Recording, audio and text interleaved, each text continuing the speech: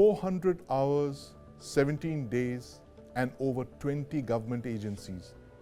Those are the big numbers it took to rescue the 41 trapped miners who were caught in a tunnel in Uttarkashi when a section of the tunnel collapsed. The bottom line, it was a military-style operation that pulled off the miracle in the mountains. I'd like to welcome Mr. Chandra Bhushan, noted environmentalist, back to the 9 p.m. show. Welcome, Mr. Bhushan. Good to have you back. Thank you very much. First takes on the rescue of the miners in Uttarakhand. I think you said it. It's a miracle of the mountains. I mean to say, congratulations to everyone who pulled it off. This must be one of the most difficult operations. You know, we remember about that cave rescue from Thailand. Thailand, exactly. Which is there, but I'm told that this was much more difficult. So I think congratulations to everyone, including the rat hole miners you are talking about. I have seen rat hole mining in Meghalaya. Right. These are, you know, small holes that are made horizontally to take out coal in Meghalaya. Right. And they are, of course, environmentally very damaging. But as you can see, every skill has some use. Some use. And you know, these rat hole miners have saved so many people. Yeah. But Mr. Bhushan, you know, dialing back from the rescue, as fantastic as it is, and we have more on that later in the show. Is there a need for greater caution in the mountains because of climate change? And this is a subject that's very close to your heart. Irrespective of climate change, even without climate change, you know, we must understand that Himalayas, you know, is the youngest mountain system in the world. Right. Essentially, Himalayas, they are not rocks. Right. It's a mix of rock and mud. So you can and water. So if you can differentiate between Aravalis, the old mountain systems, which are solid rocks. Right. Himalayas are a mix of, it's like a mud and rock put together. Yeah. Very unstable system. 90% of all the earthquakes in India actually happens in Himalayas. Right. You have most extreme rainfall. It's an unstable geology. Right. And therefore we have to be careful in Himalayas. And that is the reason why there are very clear guidelines that differentiate between what kind of construction you can do in hills and what kind of construction you can do in plains. Right. Those differentiations are there. So irrespective of climate change, of course climate change has made things much more complicated, worsened the situation. Yeah. But we should be very careful in Himalayas. Think what happened this year in Himachal Pradesh. Yes. The number of cloudbursts, landslides, you know, the more than 100 or maybe more people dead. Right. So, you know, I generally believe that, you know, hills should never copy plains. Right. We are trying to copy things that we do on plains, on hills. This is not advisable. It's not. And in fact, my colleague Nivriti Mohan was on the ground there in Uttarkashi for 8 days, and she joins us now. Nivriti, what's the latest from the ground? What was the most amazing thing that you saw there in the last 8 days? If we talk about the most amazing thing is, of course, when I heard the news of first worker coming out of the tunnel, and they were trapped inside for almost 17 days. And when we heard the news that all of them are coming out one by one, that was the most amazing news, not only for me, but for all the people who were waiting outside for them to be rescued, be it the workers, the rescue workers, the NDRF personnel, other agencies involved in the rescue, or the relatives who were waiting for their loved ones to come out as soon as possible. So they had been waiting here for 14 days, 15 days. Some of them were waiting here for like 17 days. And there was a sigh of relief, and I could clearly see signs of some relief on their faces. Everyone was relieved and everyone was very happy. And you also reported the fact that there were over 20 government agencies on the ground, and then you have the relatives of all the 41 workers there. There were so many agencies, government workers, all. How did all this go off well? I mean, did you see a kind of organization there, a planning that would be missing in other such emergency situations? And you've reported on them for several years. Yes, actually this is for the first time that I am seeing so many agencies coming together to rescue the workers stuck in one part of the country. And if I tell you, there were more than 20 agencies like NHIDCL. It was involved in lifeline efforts, sending food, etc. They were involved in horizontal boring, and then there was SJVNL, which was doing vertical drilling for the rescue. Then THDCL, horizontal drilling from Barkot side, from the other end of the tunnel. It was like a 360-degree operation that perpendicular. you mentioned. It was a full 360-degree thing. Yeah, they were trying it from rescue. every side. Yes. Was it the fact that it was the Prime Minister's office that was coordinating the entire rescue? Did that make a difference? Or are there other lessons that we can draw from it, that it is possible to replicate this model in other states? Of course, it does make a difference when Prime Minister is directly involved in some rescue operation and he is taking updates, daily updates from the site itself, from the Chief Minister of the state, from various agencies. He is talking to them personally and he is inquiring about the health of the workers inside. So it does make a difference when Prime Minister's office is directly involved in such a rescue operation, and it makes a positive difference, in fact. And when the laborers, workers who were trapped inside were told that Prime Minister was regularly inquiring about them, then it had made a positive impact on the workers who were trapped inside also, because they were positive, they were feeling their psychology also was positive. Many of the psychologists present here were talking to them. Then the Chief Minister also was talking to them almost on daily basis. Then there was a phone line which was established just to talk to the workers trapped inside, and so that they can directly talk to their relatives. So all these factors have made this rescue operation very, very special and very unique, and it was a difficult rescue operation, in fact. And now when we are looking at that, the rescue operation is already complete. Now everybody is thinking about the future of the tunnel, whether the tunnel will be made or it won't be made, the work will stop or not stop. So I was talking to the officials, the people who are involved in the making of the tunnel. They were telling me that no, the work is not going to stop, but yes, it is going to take some time, because of course the study, some experts will be called in and they will study the land, they will study the geology, and they will study rocks present here, the soil present here, and after that, if they find any flaws, there will be recommendations that will be made, and those recommendations will have to be followed. So the person concerned told me that work hasn't stopped, but yes, the recommendations that various experts make will have to be followed, and after that the area that has been, there is a vacuum that, not vacuum, actually there is a space created above the roof of the tunnel from where the muck has fallen. So they will need to fill up that space and they will have to do strengthening of the tunnel, for which first of all they will have to fill up that space. The muck will not be cleared from inside the tunnel. They are going to adjust it there only, inside the tunnel only, it won't be removed, and they will fill up the space, the space that has been created due to falling of muck, and then strengthening of the tunnel will be done, which will be done through shotcreting, rock bolting, etc. All these techniques will be applied and strengthening will be done, and this is going to take around 3 to 4 months, as I am told, and after that the construction of the tunnel will begin. That's a very important update there, Nivriti, that fact that the government is going to go ahead with this tunnel project. It might take time, but they will continue and complete that tunnel.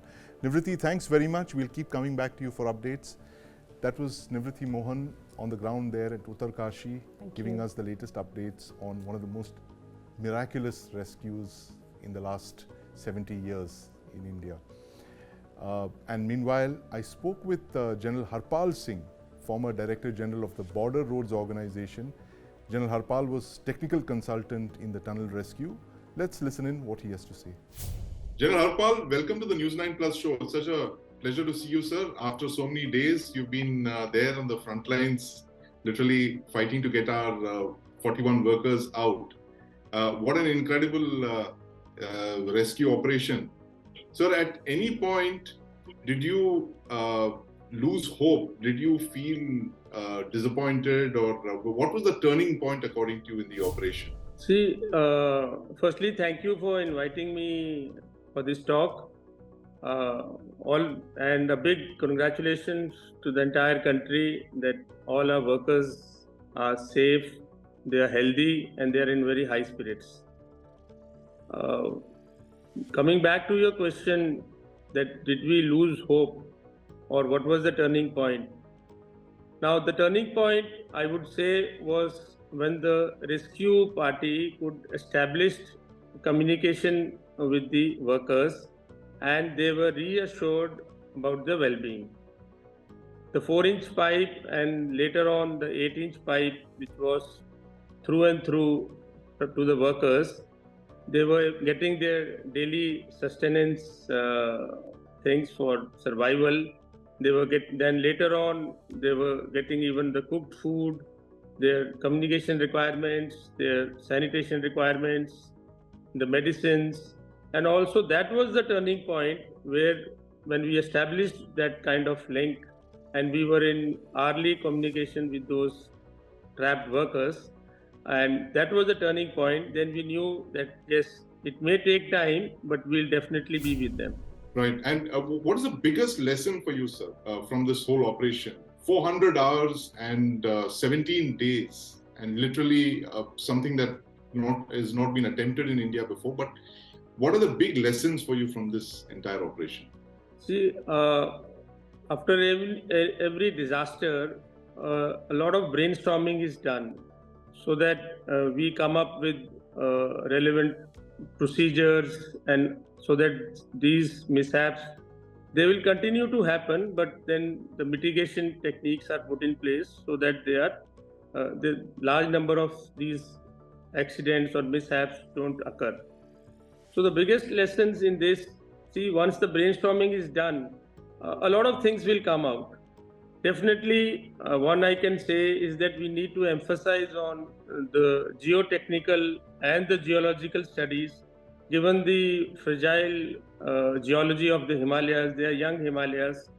The rock classifications is not that stable.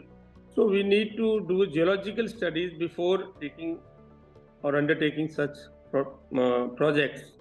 And thereafter, regular monitoring and inspection.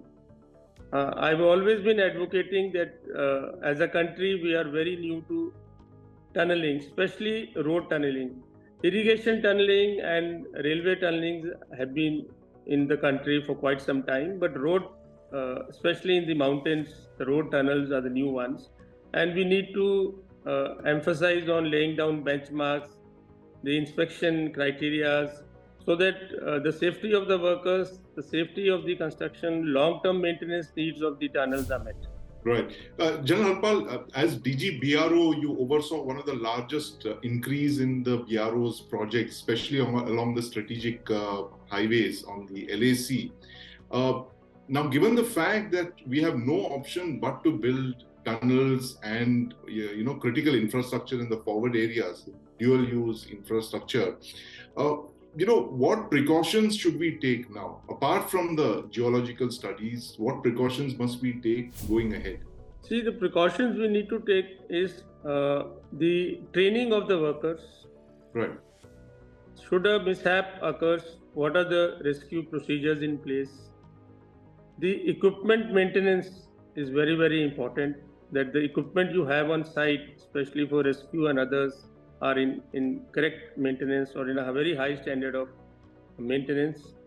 The rescue plans are inbuilt into a project, and all the workers are regularly trained on that. It shouldn't happen that they are taken by surprise. How do they survive such kind of when they are away from, or they are not in communication for say these 12 days, 15 days? What kind of things they do? How do we place all these safety equipments at regular intervals within the tunnels? So these are the things which, as far as the maintenance or how to mitigate these mishaps. These are the things we need to emphasize on. Right. So you're talking of contingency plans to be inbuilt with such tunneling activity and construction in sensitive areas. All the contingency plans, all the who will be the first responders, who will take charge of it, who will coordinate. So all these things, how do you coordinate with the district administrations? So even doing some trial by the district administration, maybe 1 or 2 tunnels are coming up in a district in the country. So all the district magistrates, the state police in that district or the district police, they all coordinate to carry out such activities. Right. And the importance of the rescue tunnel, sir, that's one feature that was missing in this particular tunnel. I mean, how important and how critical is that, and why, is there need to ensure that all such tunnel projects have a rescue tunnel inbuilt? The BRO constructed one very rapidly in this particular tunnel. Yeah, so like I told you, the tunneling is in a nascent state in the country. So the provision of a escape tunnel came into force in 2019. So you will find all tunnels, depending upon their length will have a escape tunnel. In this case, this is an old project of 2016 vintage, and then the contract was of 2018. So this didn't have a classical escape tunnel, although it had a inbuilt vertical wall which had to be constructed separating the two up and down traffic. So that was to be constructed. Yes, escape tunnels are very, very important, and any tunnel beyond a kilometer 4 kilometer length should have an escape tunnel. It acts as an escape, it acts as a pilot. The escape tunnels are generally 200-300 meters ahead of the main tunnel. They forewarn you about the geology that is coming up in that area so that you can take corrective measures. Right. So this, one of the most heartening aspects of this rescue operation that you coordinated was the fact that there were more than 20 agencies involved in this. Could you explain to us how you ensured that they all work together in harmony? I mean, 20 is a very large figure. So how did you ensure that everyone was working, smoothly coordinating their actions? Firstly, I would clearly put it on record that I went in as a technical expert to give my technical inputs and we sat down with the experts to draw out a plan. Although they were already working on it, I came in towards the end, although I was associated and giving my technical inputs while at Delhi. The project was being monitored at the highest level by the PMO. Yes. So you could see the reps of the PMO were there. So you could see how much of importance was attached to this project. And I would also put on record before listing out the agencies that we have been always reading in books or in paper how the coordination has to be done. But This is one project or one disaster which was a copybook coordination between all the agencies. It was a seamless, everyone was coming forward with a singular aim of getting those workers out at the earliest. No one ever questioned what was given and how it was to be done. Right from the PMO monitoring it, the MORTH, the Honorable Minister General V.K. Singh was camping there, and the entire thing, coordination was done under the leadership of Secretary MORTH.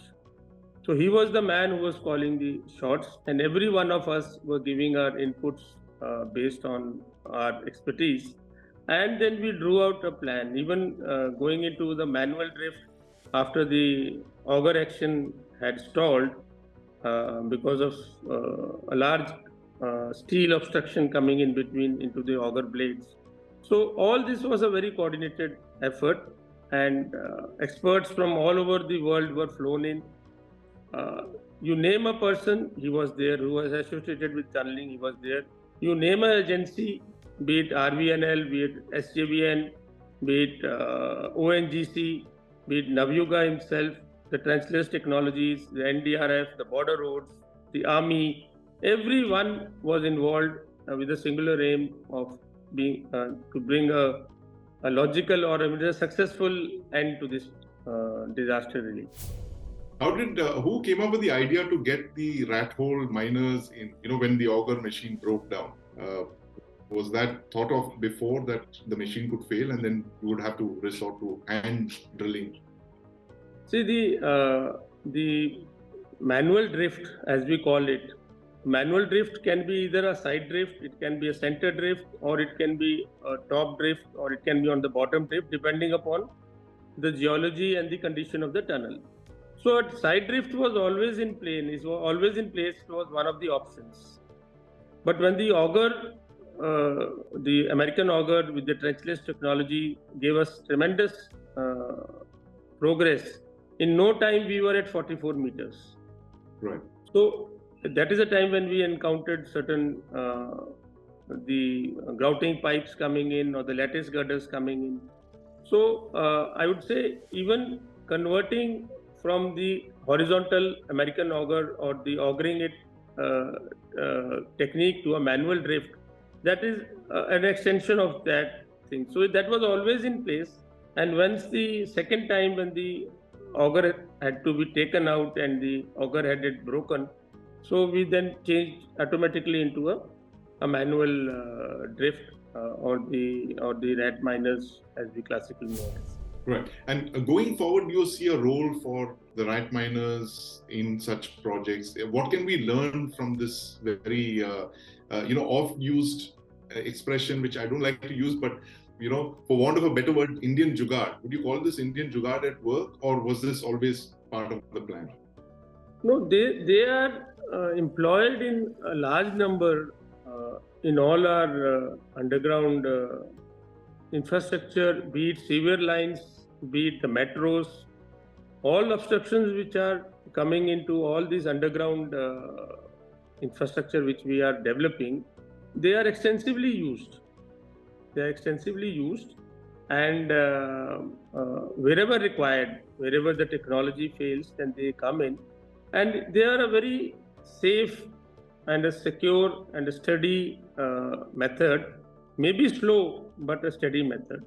And especially in tunneling, where the geology is very, very weak, you cannot remove the heap of the entire muck which is coming down, because the muck which has fallen down is actually giving stability to a further collapse or anything. So you have to carry out such manual drifts in tunnels. It's a common thing which we actually do.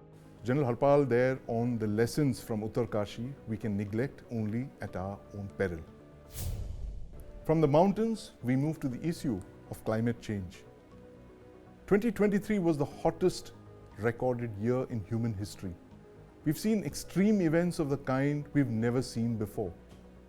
June through August marked the world's hottest 3-month period in recorded history.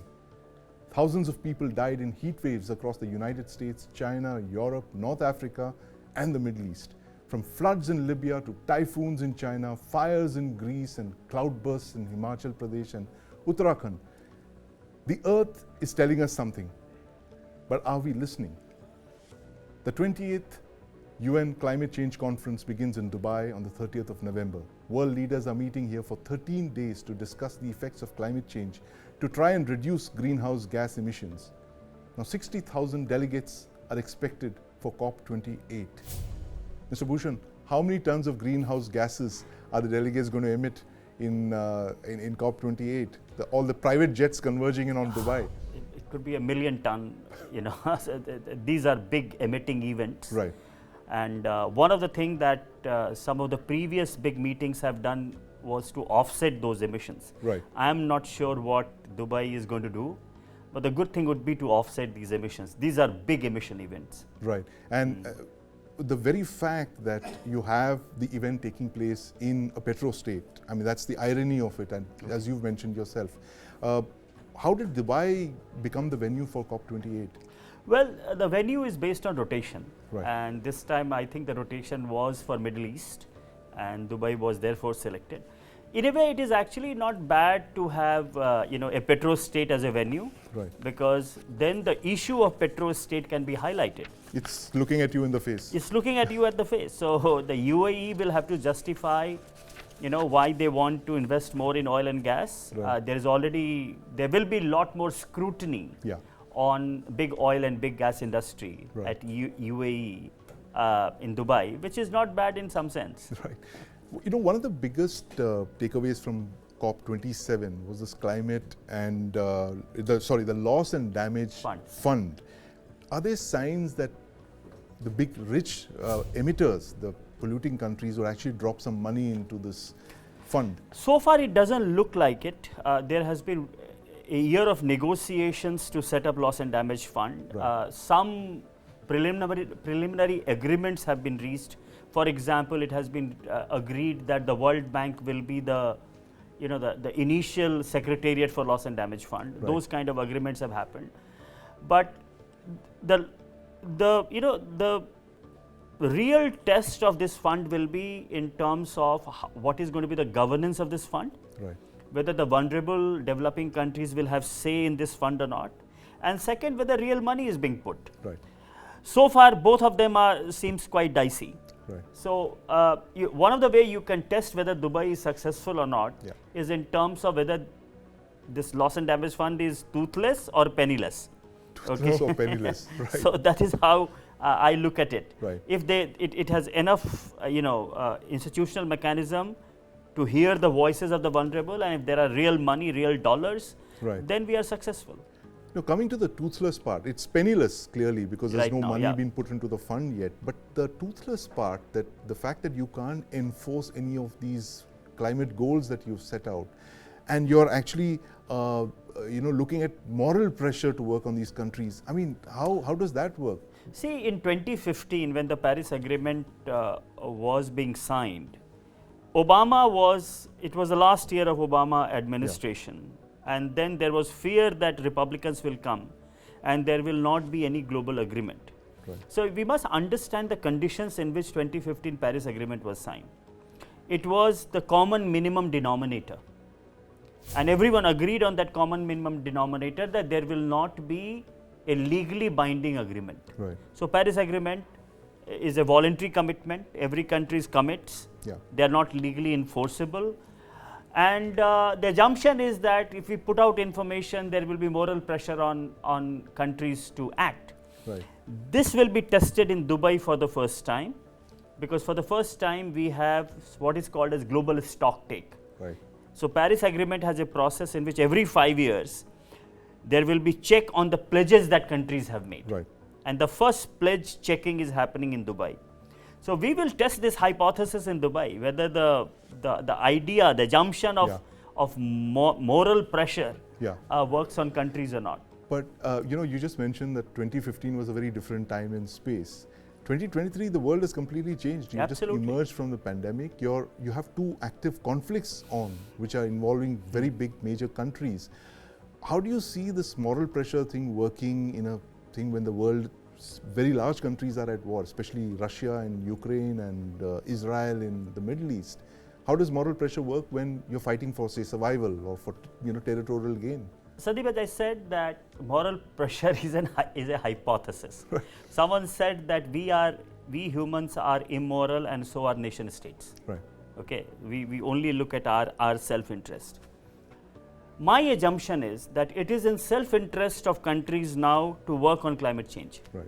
Say 10 years back, in 2015, when the impacts were not visible, when fossil fuel was still cheaper than renewable energy, and you didn't have this kind of these kind of events. impacts, then it was in self-interest to continue burning fossil fuel. Right. Today, that is not the case. Right. Today, it is in the self-interest to move to renewables. Yeah. To start spending in resilience because the impacts are there. Because it's affecting everyone. Is this actually, I want to ask you this, is the house actually on fire now? It is on fire, and it has been on fire for quite some time. The fire is visible now. Okay. Okay. Right. So that's the way I'll say it.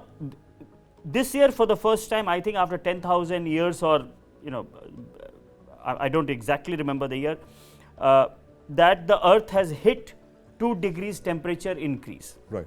from pre-industrial level. Right. 2-degree temperature increase, which itself is a record. The forest fire is visible across the world. Yes. Extreme rainfall is there. Think what happened last year in Pakistan. Yeah. Okay, there 1/3 of your GDP was gone. Yes. Himachal Pradesh, our own state, is saying that their 1 year of Himachal and Sikkim as well. GSDP is Yeah, wiped 1 out. year of their GDP is Yes. GSDP is off Yes. because of climate impact. So I think we can see the house on fire now, and Right. it is now extremely important that we start putting some water on it. Absolutely. yeah. Putting some water and in this case money as well. Money as well. Yeah. Money will have to be put in from developed world. I think they Right. have been quite miser on this. Yes. The commitment they made almost, 15 years back, that they will put in at least $100 billion for developing countries. They haven't fulfilled that commitment. Right. Okay. course. So that commitment has not been met. They are doing all sort of a statistical management to show that they are giving $90 billion, but most of them are concessional loans. So money has to be put on table, technology will have to be shared, Right. and it has to be a global collaborative effort. But I think the question you asked was, how do we get global collaboration in such a fractured Yeah. multilateralism? Loss of trust. The Yeah, fact lack that- of trust. Yeah. You can clearly see how the world is getting divided with Ukraine war and now Israel-Palestinian conflict. China, India are not in very good terms. Yeah. US and China are trying to come together with this meeting that happened in the US. But yeah, we are in a very difficult situation as far as multilateralism is concerned. And my hope is that climate change is an issue where everyone can come together. Right. You're going to be there at the summit. I'm going to be there for a few days, yes. And what do you, apart from this fund, I mean, you're actually going to look at where are they going to put their money where their mouth is. What are the other 4 things that you will be looking at very So closely? one of the thing is on oil and much more scrutiny on oil and gas industry. Right. 2 years back, the world agreed to phase down coal. Yes. Coal is a dirty fuel, Of course. acceptable. But if you look at the total emission, then oil and gas emits about 54% of all energy related greenhouse gas. Right. Coal only emits 40%. Right. So while the world agreed on phasing down coal, and it was, it was almost in many ways sacrifice made by countries like India because we are coal dependent. Yes. Developed world and petro states which are oil and gas dependent have not agreed to phase down oil and gas. Right. In fact, oil and gas consumption is going up. Yes. And every analysis shows that it is not compatible with any climate target. Right. So one of the things that I would like to see in Dubai, if Dubai and UAE and US and Europe is serious, is to have a commitment on phase down on oil and gas, as Right. countries like India agreed to phase down coal.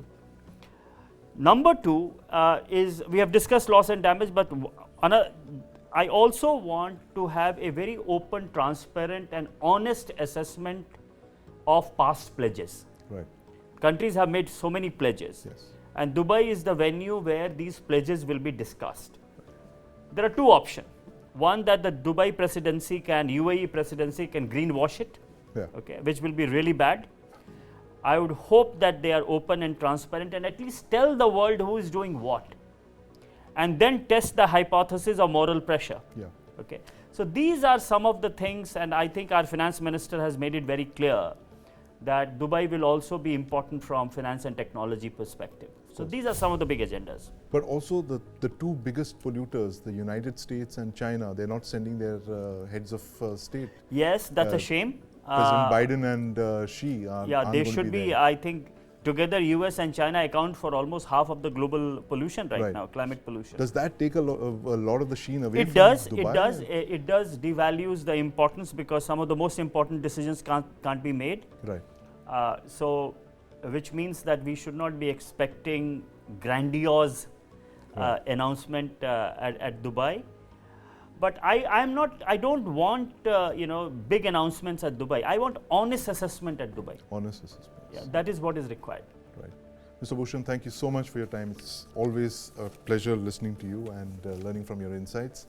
My colleague Justin Thomas has this report on why COP28 matters. Let's watch. Climate change is fashionable, isn't it? I mean, in the past few years, it has developed into a cultural and social revolution.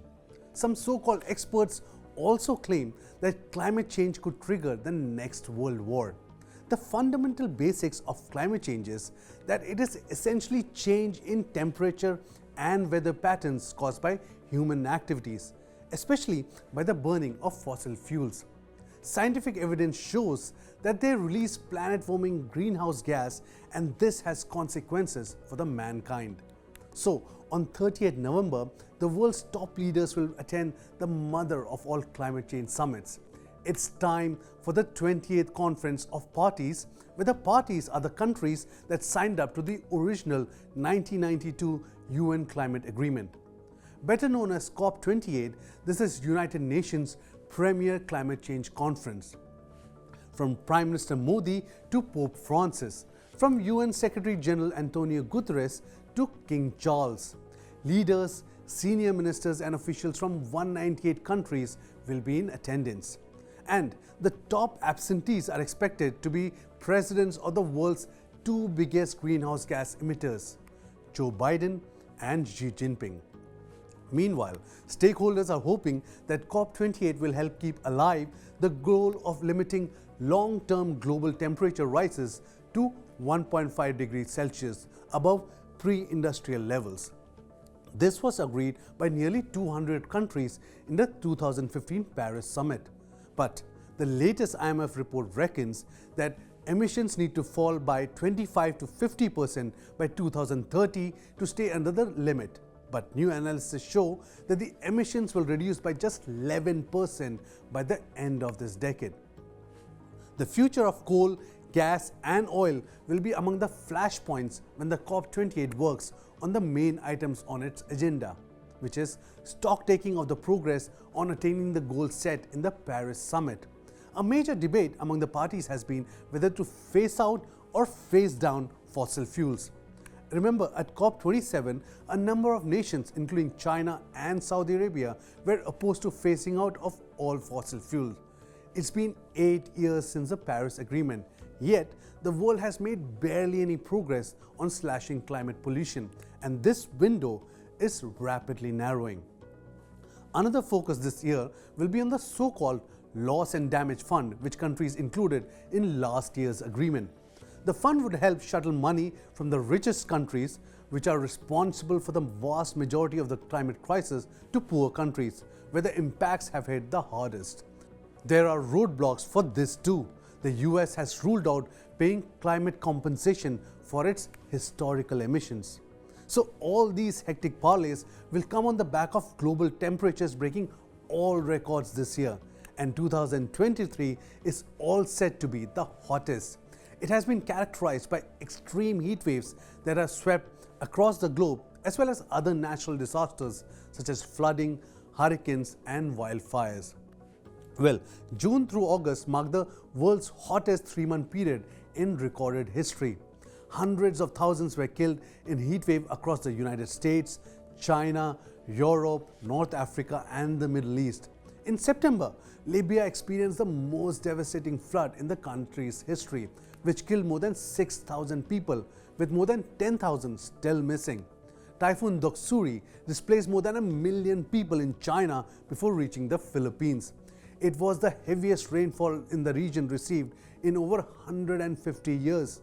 So, Greece experienced Europe's largest single fire in history, burning 77,000 hectares of land near the Turkish border. Back home in India, in Himachal Pradesh, it has been hit the hardest with at least 45 deaths since July 7th due to heavy rains.